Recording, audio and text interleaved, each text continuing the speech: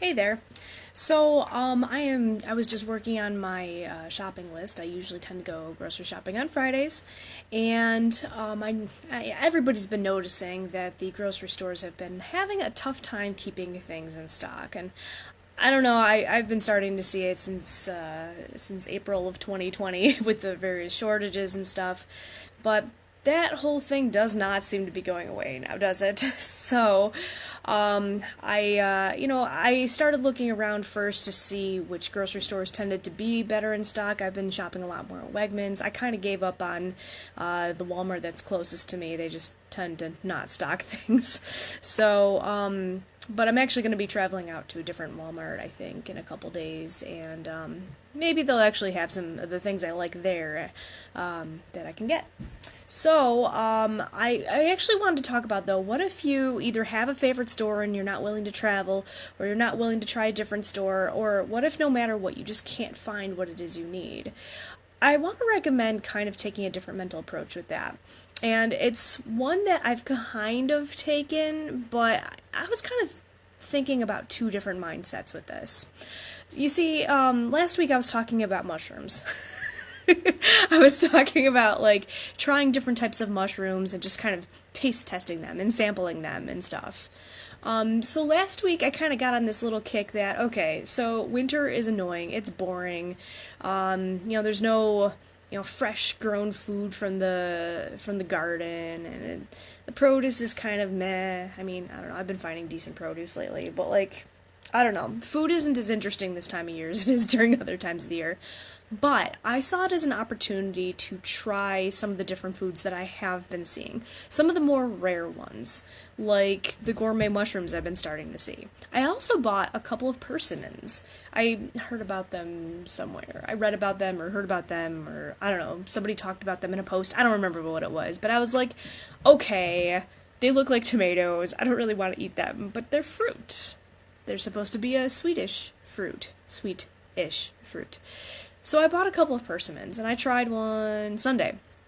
And it was okay, and it was a lighter flavor. It was a little firm. I felt like it could have been a little bit more ripened. I have the second one sitting there. I'll probably eat it in a day or two. I want to squish it and see where we're at, I guess. But it was okay. I didn't dislike it. But the point is, now I've tried a persimmon. I can think of what it tastes like. I can think about some of the other features about it.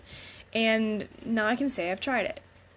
And that was fun. Even though it wasn't, like, my favorite thing, it was fun. And I think when I go shopping on Friday, I'm going to look for another interesting exotic food and just buy one or two or something like that.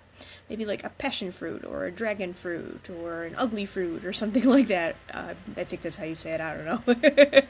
Or a kumquat. I've never had a kumquat before. But the thing is, though, when we go grocery shopping and we see all of those empty shelves and all that, I see that as an opportunity to kind of take out my plan B thoughts. And maybe I'm not going to bother with, like, getting that same normal old food that I normally get. Maybe I'll use this as an opportunity to try something new that I otherwise wouldn't have bothered to try. I mean, what if the store happens to be out of Baby Bella mushrooms? What if they have these other weird ones I've never heard of right next to it, and, like, that's a full shelf? Maybe that's almost kind of like fate telling me, hey, try this different mushroom that you've never heard of before. You know? So, like, I don't know, I'm kind of seeing it that way, as that, maybe we should kind of open up our habits a little bit into something that might not be what we would normally choose because of habit. Especially when those other really, really normal items are maybe otherwise unattainable. I thought about, I don't remember what month it was in 2020, maybe June, maybe May, it was probably May, when everybody got into that bread baking kick, and you couldn't find flour at all. Like, I went to 2 or 3 different places trying to find flour, and I couldn't find it at all, and I needed some. I wasn't in dire need, but I think I had a recipe I was making for something. I don't remember now. It was a while ago. But you couldn't find flour, like the most basic of all ingredients. But you know what you could find was all those alternate flours. Almond flour, coconut flour. Like, those are all there. Full shelves. Okay? So, like, I don't remember the situation, but if I had this mindset back then, like, I might have tried to actually make whatever it is I was looking to make with that instead. And honestly, I actually really like the taste of almond flour. It's a much, even though it's rather crumbly and hard to keep together, I don't know, there's ways around that too. It's got a much more earthy and nice, pleasant flavor compared to white flour any day. Yeah, I like the stability of white flour, but white flour does like nothing for you nutritionally. So it's like almost like wasted carbs, wasted calories. Almond flour has more protein and a lot more nutrients. You know, you kind of start to think of it that way. There's just so much other possibility. And, well, maybe those foods are a little bit more nourishing than what you're used to. You know, we all kind of started probably the same way, thinking about the American diet. And honestly, if you think about what the American diet really consists of, it's really, really boring. And here, I'm coming from Buffalo, where the food is great, you know? Like, we have some amazing local cuisine here.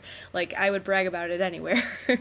But, you know, it's not to discount all the other interesting foods you can get out there. The ones that are kind of decently plentiful to find, because they are so rare, because they aren't part of the American diet.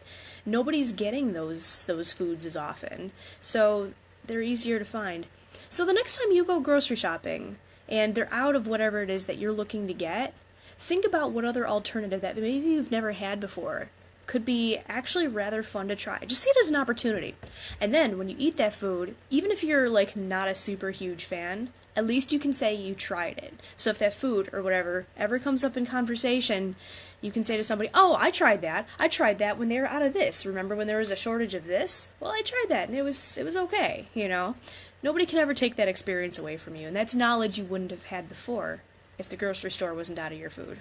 So, just some food for thought. Just kind of wanted to put that idea in your mind, since it's something that's kind of been on mine a little bit lately.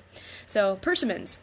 Not too bad. We'll see how the extra ripe one is. And I'm seriously hoping I can find another gourmet mushroom, because that's been kind of fun lately. So, yeah, the blue oyster mushroom that I was showing off last week, delicious. I liked the lion's mane a little bit better. I thought it was sweeter.